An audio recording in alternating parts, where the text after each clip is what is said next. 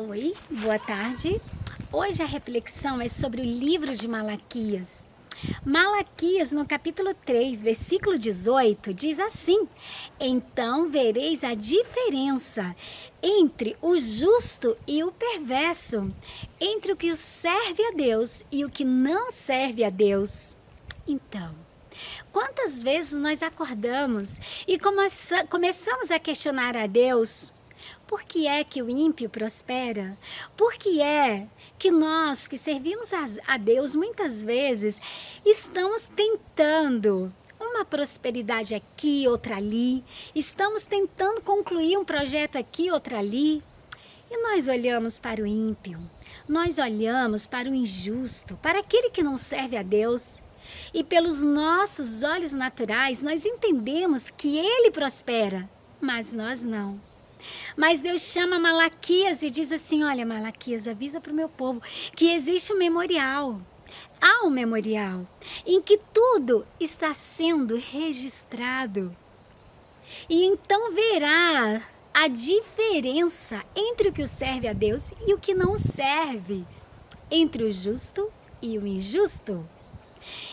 O salmista também disse que quando ele começou a olhar para a prosperidade do ímpio, quando ele começou a fazer questionamentos a Deus do tipo: por que o ímpio prospera? Por que os caminhos deles são tão mais fáceis, tão mais simples? Mas o próprio salmista concluiu seu pensamento. Ele disse: eu quase caí, os meus pés quase vacilaram quando eu olhei para a prosperidade do ímpio e questionei a Deus sobre isso. A Bíblia diz que o sol nasce para justo e para injusto. A chuva, quando ela vem para mim, ela vem para você, ela vem para regar a terra.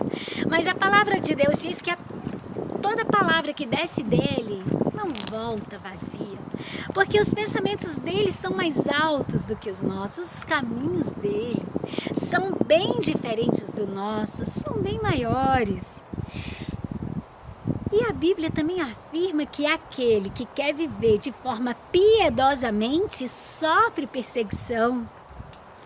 Vamos olhar o caminho de quem serviu a Deus na Bíblia e foi aquele instrumento que levou o Evangelho, que levou a palavra poderosa de Deus. A vida foi tão fácil? Não, não foi. Olha só Estevão. Estevão foi apedrejado. Mas olha o que a Bíblia diz. Que enquanto ele estava sendo apedrejado, o céu se abriu e ele teve visões do céu, ele viu anjos do céu. Olha só a jornada dos grandes homens da Bíblia. Como foi? Foi simples? Não, não foi. A jornada daquele que quer servir a Deus com uma inteireza de coração, ela tem pedras no caminho. Mas essas pedras, elas servem para quê? Servem para refinar o caráter, servem para enriquecer a personalidade, serve para enriquecer o ministério que Deus colocou nas nossas mãos. Qual é o meu ministério? Qual é o seu ministério?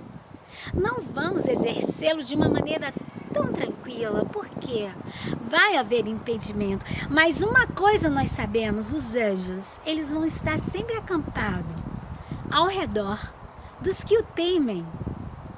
Então, por que temer? Por que entender que não estamos prosperando? Estamos, não aos olhos do mundo, de quem está fazendo uma avaliação.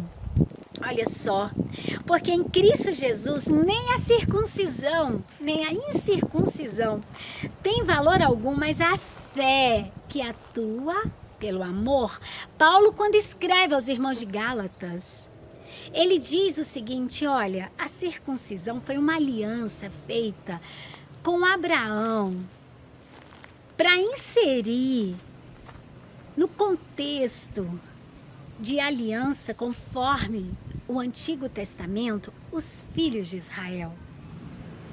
Mas a graça havia sido inaugurada. A circuncisão não era mais necessária. Paulo então ensina aos irmãos da Galácia e diz assim: olha, por que vocês estão se preocupando com uma circuncisão ou com uma incircuncisão? Naquele momento o que estava operando era a graça. E o que importa é a fé. A fé pautada no firme fundamento. A fé que faz mover o reino espiritual e faz nos entender que o ímpio ele pode até prosperar, mas o seu caminho sempre dará para a morte.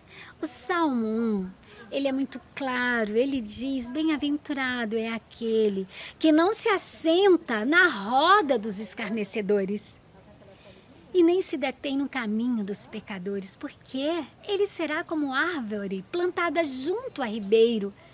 Nas suas estações, ele dará o seu fruto. E olha só,